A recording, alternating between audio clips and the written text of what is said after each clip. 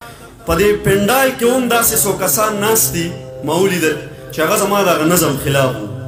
نو مجیب زلمې ستاسو کور ته تاسو له راغلي که څوک غواړي وضاحت او یا بحث نو زه تابعدار یم د قرآن نه به ورته انشاءالله ثابتوم.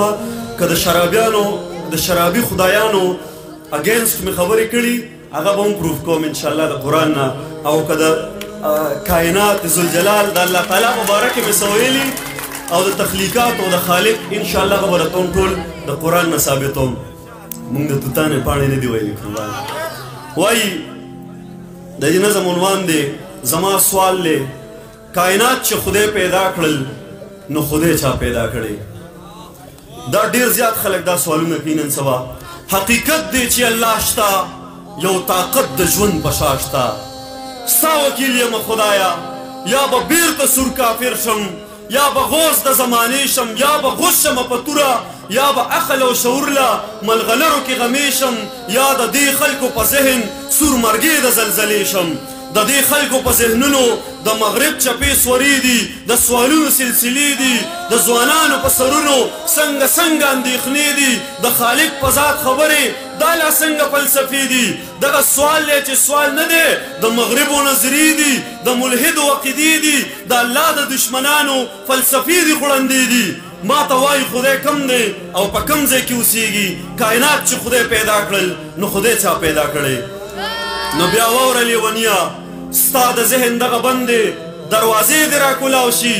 حقیقت دی چې الله شته یو طاقت د ژوند په شا شته. زما هغه خدای نه دی چې سور خالې په تندې وي د سرو وینو ډکه ژبه په مخوکه یې پرته وي. زما هغه خدای نه دی چې په غاړه ویزان وي چې شیشو کې نمایش وي د سرو وینو ډکه ژبه په مخوکه یې پرته وي. نه زما هغه خدای دی چې په غاړه ویزان وي چې شیشو کې نمایش وي کلیسا کې رازوړن وي په لاسونو یې میخونه په سټک وهلي شوي. نه زما هغه خدای دی چې د اور لمبې تخیږي او یو څو وړانده کاڼه تې ستایش کوي تاویږي. واوره واوره لیونیه ستا د ذهن دغه بندې دروازې دې راکولاو شي. زما خدای نور و جلال دی پکې مینه محبت دی مصور دی تخلیقکار دی یو قوت دی یو طاقت دی. قل هو الله احد دی او بیا الله الصمد دی لم یلد ولم یولد دی.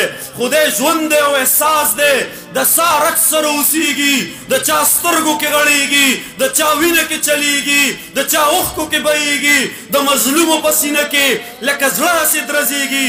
د مجنون مجنونیت ته د لیلا په اننګو کې لکه نور هسې پړکېږي لکه ګل د باغچو کې خوشبویې ترې راخورېږي. فلسفو کې خدای نشته حوالو کې خدای نشته مسلو کې خدای نشته.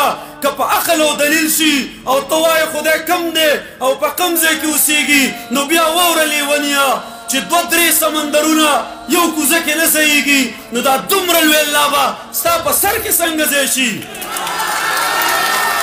چې دوه درې سمندرونه یو کوزه کې نه ځایږي نو دا دومره لوی الله به ستا په سر کې څنګه ځای شي؟ واوره واوره لیونیه اے بدبخت لیونیه ته دې خپل عقل سنبال کا ستا شعور دې په بلا شي خپل دلیل دې ځان سره کا. ما زلمي په پټو سترګو او زما ناستو ملګرو بې دلیله خدای منلې بې دلیله خدای منلې بې دلیله خدای منلې. ډېره مننه قربان.